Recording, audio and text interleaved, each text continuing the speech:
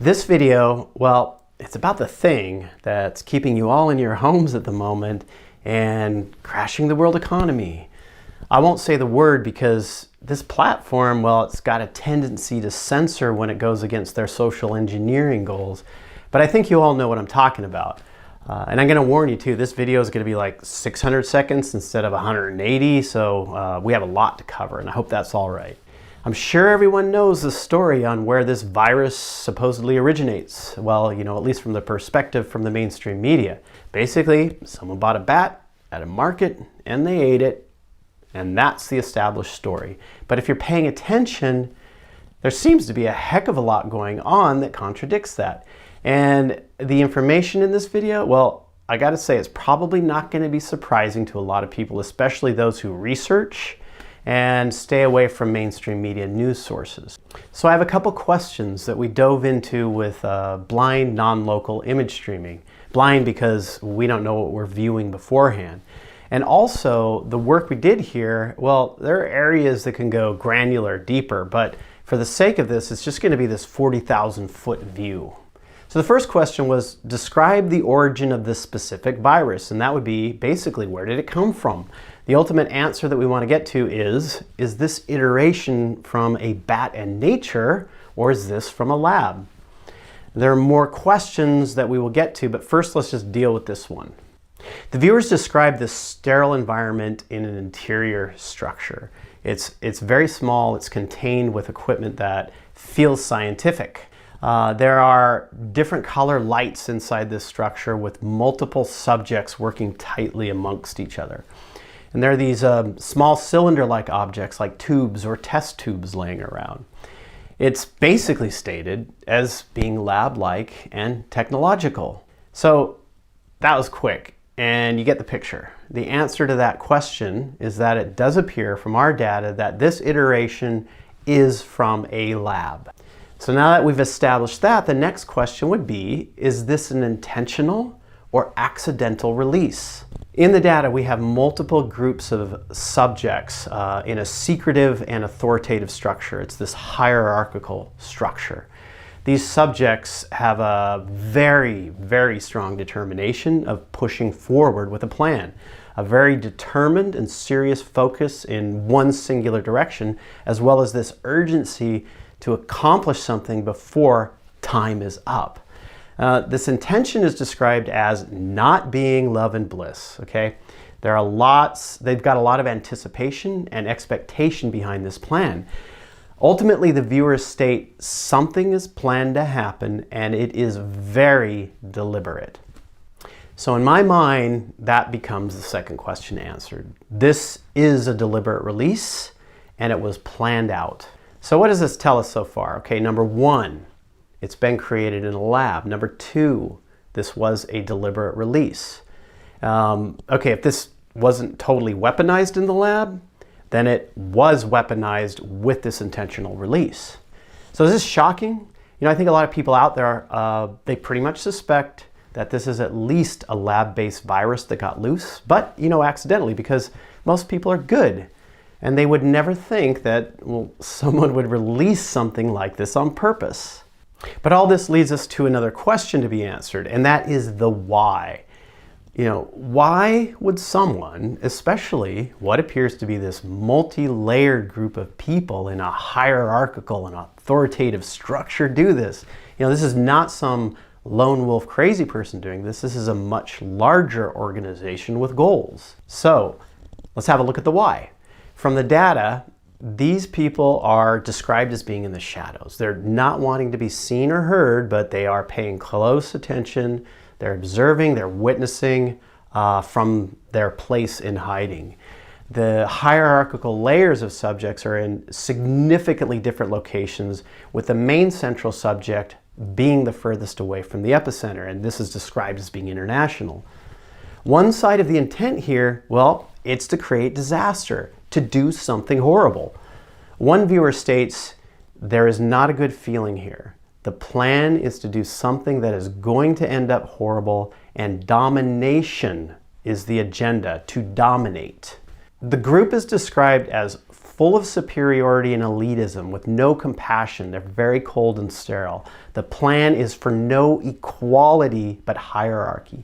It's described as this agenda for the future, to control the future. The ultimate outcome sought is alignment to a singular vision, the consolidating and bringing uniformity forward. And this is basically stated as not equality, but hierarchy.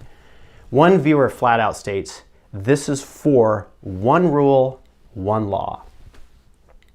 Another viewer gives this personal reaction to what it is they're sensing and feeling during this, and they say, basically, I'm sensing everything in my body does not want this to move forward. It's going to cause destruction. It's horrible. There's fighting against it, and not everybody wants this, but the ripples from this will affect everything on Earth. Now, there's this other side that came up as another aspect to the overall intent. It's kind of interesting, you know. And this was described as a way of preventing something else from occurring, something that is like a force of nature, something described as being unstoppable. This force is impacting this organization, and they consider it a massive, dangerous force. There's momentum coming at them and their plans, which have been in place for a long time, that is impacting and stopping them. One viewer describes the outside force from the perspective of this authoritative group that wants one rule, one law, and they basically say, it's going to happen, it's going to hit like a tsunami, we got to make the decision now, people will die, there will be negative consequences, but the force is coming, it's considerable, enormous, and unstoppable, and it has to be reckoned with. So what does all this mean? Well, I'll nutshell it. According to our data, this was created in a lab and was intentionally released, which makes it a bioweapon. The ones who released it exist within this very authoritative and hierarchical structure. Their plans have been in place for a long time, and they're threatened by this other force that is akin to an unstoppable natural event. You know, they're using this release to try and stop it and then manage what happens afterwards. The ultimate outcome that they want from this release is literally one rule, one law. You can probably guess from the statement of one rule, one law, as well as the statement, this is not about equality, but it's about hierarchy and authoritative control as to who or what this may be. You know, this ultimately is an older control structure that is being threatened by a newer structure. This older structure, well, they're trying to figure out how to get their plan and intent for the world back on track. And they're using this virus to do it. You know, it reminds me a lot of globalism or the New World Order. You know, the phrase, you know, never let a good crisis go to waste. But in this case, I think it is create a crisis and then use it to take control. When populations become frightened, you know, people are willingly going to give away their power and their rights for the government to impose some form of safety. You know, Henry Kissinger, one of the biggest pushers of creating a New World Order, world government, said in a Bilderberg meeting in 1992, today Americans would be outraged if UN troops entered Los Angeles to restore order. Tomorrow, they will be grateful. This is especially true if they were told there was an outside threat from beyond, whether real or promulgated, that threatened our very existence. It is then that all peoples of the world will plead with world leaders to deliver them from this evil. The one thing every man fears is the unknown. When presented with this scenario, individual rights will be willingly relinquished for the guarantee of their well-being granted to them by their one world government.